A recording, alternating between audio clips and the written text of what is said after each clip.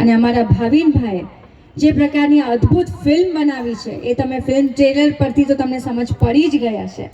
From workshop two લઈને shooting, authentic location, નો makeup look, અમે પહેરેલા કપડાં પહેર્યા છે, એ આખું જે ઓરા ક્રિએટ કરવામાં આવ્યું છે અમારા કેરેક્ટર બિલ્ડ કરવાથી લઈને આ અવોર્ડ વિનર ડિરેક્ટર માટે જોરદાર તાળીઓ થઈ જાય ભાવિન ત્રિવેદી માટે. પહેલાં તો આ સબ્જેક્ટ બનાવો કે ના બનાવો, અને બ્રિજેશભાઈ અને અમે બંને સાથે આ વાર્તા લખી છે. અને આવી વાર્તા સ્ક્રીન પર તો બની ગયો, પણ આવા સબ્જેક્ટ ઉપર ફિલ્મ પ્રોડ્યુસ કોણ કરે? બહુ બધા કન્વિન્સ, બહુ બધા આપણા ક્રાઇટેરિયા હોય છે, આપણું સિનેમા હોય છે, આ બધાની વચ્ચે સંઘર્ષ અને પછી આટલા સરસ અમને પ્રોડ્યુસર મળ્યા, હસમુખભાઈ, નિલેશભાઈ, કે જે અમારા સબ્જેક્ટને સમજ્યા, બધા કેરેક્ટરને સમજ્યા, ફિલ્મ શું કહેવા માગે છે, વાર્તા વિષય શું છે એમને સમજ્યા. પછી બીજો ટાસ્ક આવ્યો કે આ ફિલ્મનું કાસ્ટિંગ કઈ રીતે કરવું. આ ગામનું કાંઈ નહીં થાય, અહીંયા હંમેશા અંધારું જ રહેશે.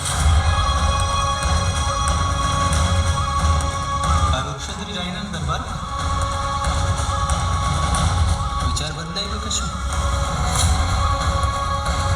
ઓટલા પર ચડવું છે? તું તો ઊંઘમાં શરીરના સોદા કરતો જ નહીં.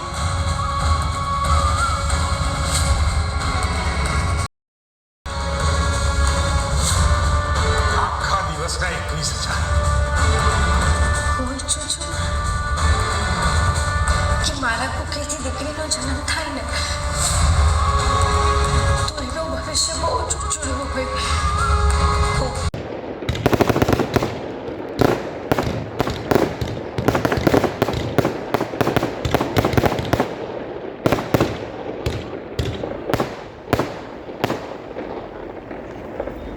લાઈન એન્ડ ગુજરાત બિઝનેસ, તમારા ફિલ્મ વિશે કહેશો પ્લીઝ? અમારી ફિલ્મ શક્તિ હા, જે એક મેસેજ સાથે આવી રહી છે. આ એક ગામની વાત છે, કોમની વાત છે, અને એ કોમમાં જે વર્ષોથી ચાલતી વૈશ્યાવૃત્તિ એના ઉપર આ ફિલ્મ છે. અને આ સમાજ માટે એક અલગ પ્રકારનો મેસેજ લઈને આવી રહી છે કે આ બધી સ્ત્રીઓને આત્મનિર્ભર કઈ રીતે બનાવવી અને કઈ રીતે ફિલ્મમાં એ લોકો બને છે, એ આખી વાત બહુ જ સરસ રીતે અમારા ડાયરેક્ટર સાહેબ શ્રી ભાવિનભાઈ ત્રિવેદીએ વણી છે. અને એક અદ્ભુત પ્રકારની ફિલ્મ અમે બનાવી છે, અલગ પ્રકારની કહી શકું છું. બહુ જ મજા આવશે તમને આ ફિલ્મ જોવાની, કારણ કે એક રિયલ વર્કશોપથી લઈને શૂટિંગ સુધી, નો મેકઅપ લુક, એકચ્યુઅલ લોકેશન, બહુ અલગ રીતે આ ફિલ્મને ફિલ્માવાઈ છે.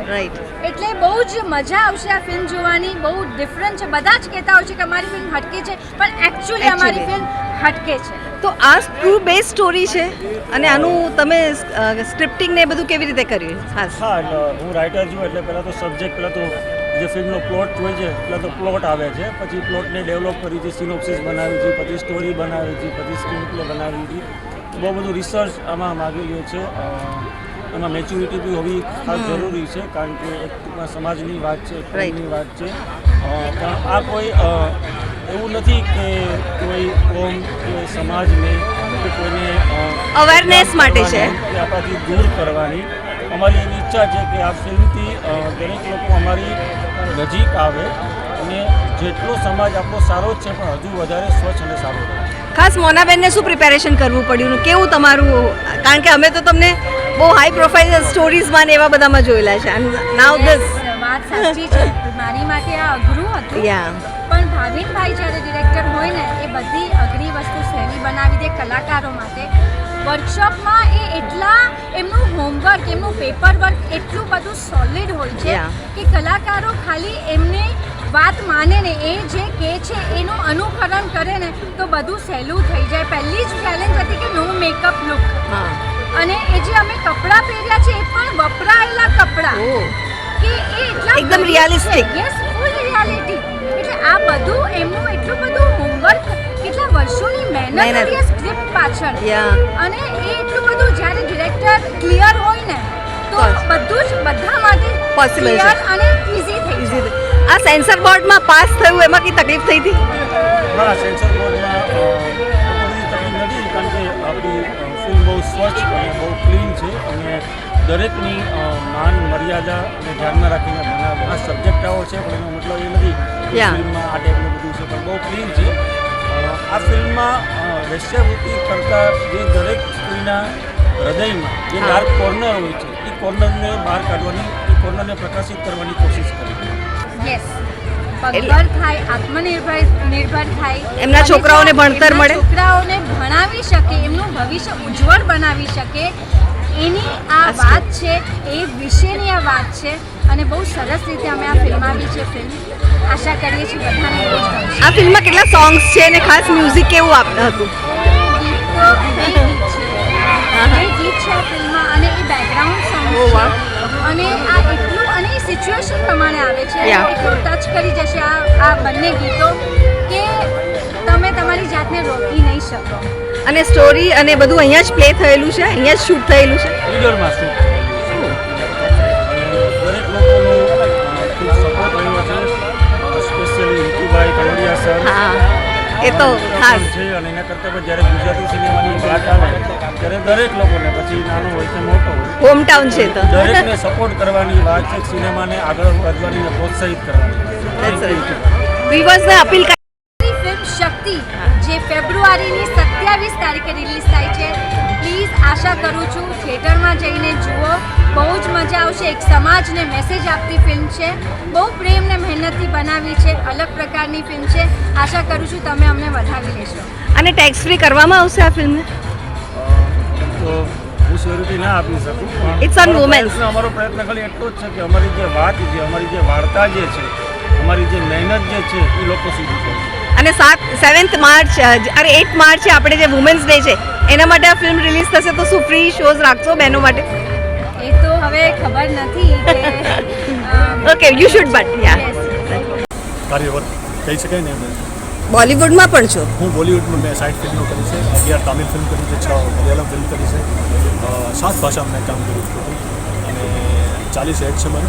મેં પોતે પ્રોડ્યુસર ડાયરેક્ટ કરી છે 3 ફિલ્મો, હિન્દી, ગુજરાતી, બધું હતું.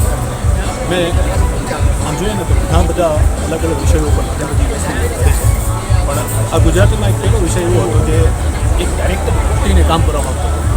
તો મારા માટે એક ચેલેન્જ એ હતું કે આવી વર્ષો જૂની એક વાડિયા ગામ છે કે આપણા પોતાના છે ગુજરાતની અંદર કોઈ ગામ હતું, એની કથા ચાલતી હતી. એ કથાની અંદર વર્ષોથી એક રિવાજ રીતિ પ્રમાણે ચાલતી વસ્તુ એવી એ દૂષણ આમ તો મારે કેવું ન જોઈએ, પણ છતાંય આ વસ્તુ એટલી ખરાબ હતી અને એ વર્ષો સુધી ચાલતી હતી. હવે ચાલુ છે કે નહીં, આઈ થિંક મને એવું વાંચવામાં આવ્યું હતું કે એનજીઓ ઘણી બધી વસ્તુ બંધ કરી દીધી છે, પણ છતાંય આ સબ્જેક્ટને લઈને ફિલ્મ બનાવી એક બહુ ચેલેન્જિંગ વાત હતી. અને ડાયરેક્ટર દાદ માગેલી વાત હતી. હું તો ક્રેડિટ આપું છું ડાયરેક્ટરને.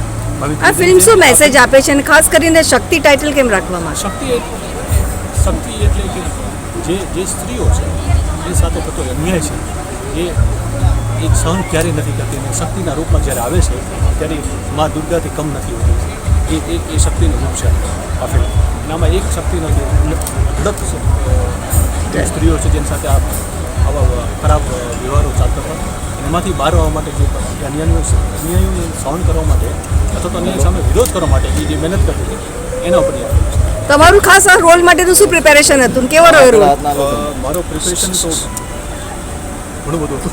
સાચું કહું તો પહેલાં તો સ્ક્રિપ્ટમાં છે ને હંમેશા હું જોતો હોઉં છું કે એક આર્ટિસ્ટનું ઇમ્પોર્ટન્સ શું હોય છે એઝ એન એક્ટર. એ ફિલ્મની એ પાત્રનું શું ઇમ્પોર્ટન્ટ હોય છે. તો આ પાત્ર એ ટાઈપનું છે કે જે આ પ્રથા ચાલતી હતી, જે કુરિવાજો ચાલતા હતા, એમાં જે તે ટાઈમની અંદર બધા જે વેચતા હતા બધી વસ્તુ, જે સ્ત્રીઓને એને વેચનારું કામ હું સંભાળતો હતો. અને હું આ ફિલ્મનો એમ કહી શકાય કે ખરાબ પાછું એક નેગેટિવ રોલ છે. એ નેગેટિવ રોલ છે. અને રાઈનો સેટ એ ટાઈપનો માણસ છે કે એ સગા ભાઈનો નથી થતો, અને એટલો માનસિક રીતે એટલો સ્ટ્રોંગ છે અને એટલો આ લોકો ઉપર અત્યાચાર કરે છે, અને સ્ત્રીઓ પર છેલ્લે ઘણી બધી વસ્તુ મારી સાથે કરે છે એના ઉપર છે. આ એક સરપ્રાઈઝ છે. આ એક સરપ્રાઈઝ છે. તો ઘણી બધી વસ્તુ છે મારા રોલમાં, પણ એક હટીને રોલ છે, હટીને ફિલ્મ છે. અને આઈ એમ પ્રિટી શ્યોર કે ગુજરાતને આવું ઘણી બધી વસ્તુ જોવાની જરૂર છે.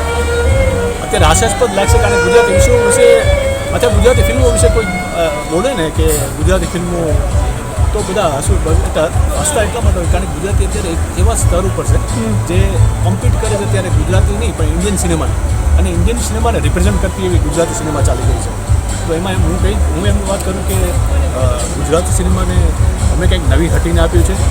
શું સંદેશો આપવા માંગો છો? અમારી ફિલ્મ જોઈ જોઈએ, ખાસ કરીને તમારે જોવી જોઈએ કારણ કે તમારા એમાં નારી શક્તિ શું હોઈ શકે ને એનું એક બહુ મોટું ઉદાહરણ છે.